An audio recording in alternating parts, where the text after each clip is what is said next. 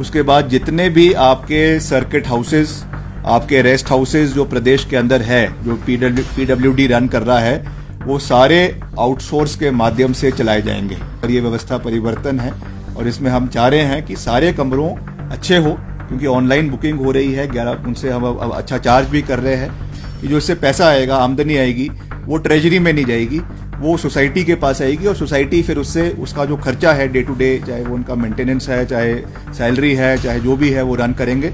और cross drainage भी बहुत महत्वपूर्ण है। इस पे मैं बारी बारी जब से मैंने कार्यभार संभाला है, मैं क्रॉस ड्रेनेज के ऊपर बहुत ज़्यादा फोकस दे रहा हूँ, क्योंकि ये इसलिए इम्पोर्टेंट है कि हमारी जो सड़कें हैं एक बारी जब बन जाती हैं, उनका मेंटेनेंस क्रॉस ड्रेनेज के माध्यम से ही हो सकता है। बहुत जगहों पे क्रॉस ड्रेनेज ना होने की वजह से पानी का बरसात के समय में सड़क का जो टारिंग है वो उखड़ जाती है और एडिशनल उसमें बर्डन हमको पड़ता है। इसलिए क्रॉस ड्रेनेज का हमने ये प्रावधान रखा है और आपको जानकर खुशी होगी कि जो प्लानिंग डिपार्टमेंट है उन्होंने भी इसके अंदर तब्दीली करी है।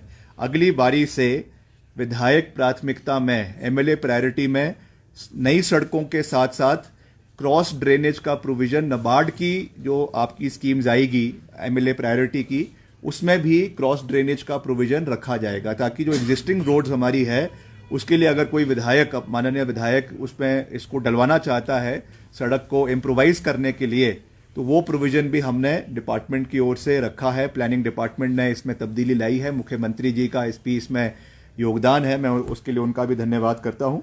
और साथ ही साथ 771 किलोमीटर की टारिंग पिछले एक साल के अंदर हुई है। 66 नए पुल, जैसा मैंने आपको कहा, 1000 किलोमीटर टारिंग का कार्य जो है वो किया गया है। 34 सेंसस गांव को जोड़ा गया है और 254 नए भवनों का निर्माण पिछले एक साल के अंदर हमने मेरे डिपार्टमेंट के माध्यम से, पीडब्ल्यूडी के माध्यम से, जो डिपॉजिट वर्क्स है उसको भी हमने करने का, जो हम कर रहे हैं उसको हमने पूरा किया है। और टेंडरों का जो पहले समय सीमा थी, पहले 51 डेज हुआ करती थी, उसको भी हमने घटाकर जो है वो 30 डेज किया है। इसके अंदर सारा प्रोसेस कंप्लीट होकर वो अवार्ड हो जाना चाहिए, वरना पहले बड़ा लंबा समय लगता था जिसकी वजह से डिले होता था आपके डेवलपमेंटल वर्क्स में। इसलिए इस अवधि को भी हमने कम किया है ताकि ट्रांसपेरेंसी भी आए और समय अवधि भी इसमें हमको कम लगे।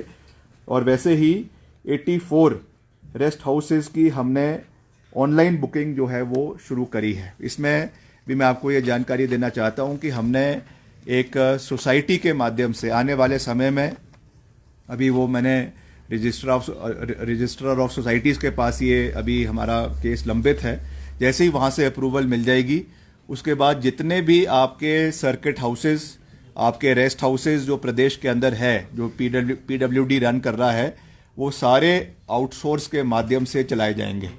वहाँ के जो, चाहे उसमें हाउस कीपिंग है, चाहे उसमें आपके कुक है, चाहे उसमें और चीज़ें हैं, ये सब आउटसोर्स के माध्यम से स्थानीय युवाओं को रोज़गार भी मिलेगा।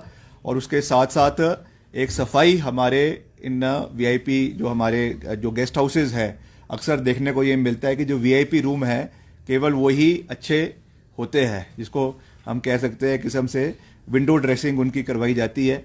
कोई मंत्री जा रहा है या कोई और जा रहा है, बाकी कमरों के हाल बहुत बुरे होते हैं। मगर ये व्यवस्था परिवर्तन है और इसमें हम चाह रहे हैं कि सारे कमरों अच्छे हो, क्योंकि ऑनलाइन बुकिंग हो रही है। 11 उनसे हम अब अच्छा चार्ज भी कर रहे हैं, तो उसका जो है good quality of room should be available to everybody. कोई भी, चाहे जर्नलिस्ट जाए, चाहे अधिकारी जाए, चाहे टूरिस्ट आए, तो अच्छे कमरे हमको मिलना चाहिए। और हमारा अच्छी इन्वेंट्री है, करीबन 1600 कमरे पूरे प्रदेश के अंदर, 1600 रूम्स हैं हमारे अलग अलग उसमें रेस्ट हाउसेज में, सर्किट हाउसेज में, तो उनकी मेंटेनेंस अच्छी हो, सारे कमरे वीआईपी हो, ये हमारी प्राथमिकता है।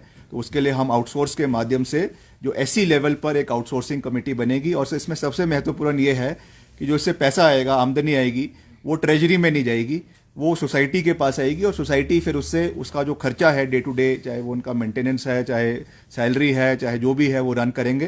तो एक पारदर्शिता तरीके से ये सिस्टम चलेगा और मैं समझता हूँ कि इससे हमारे टूरिज्म को भी अच्छा बेनिफिट मिलेगा। खास करके जो बहुत दूर दराज इलाकों में बहुत अच्छे रेस्ट हाउसेज है हमारे, कई तो बहुत अंग्रेज़ों के टाइम के हैं, ब्रिटिश टाइम के हैं, वो मेंटेन भी होंगे और आने वाले समय में इसका लाभ जो है वो क्षेत्र के लोगों को मिलेगा।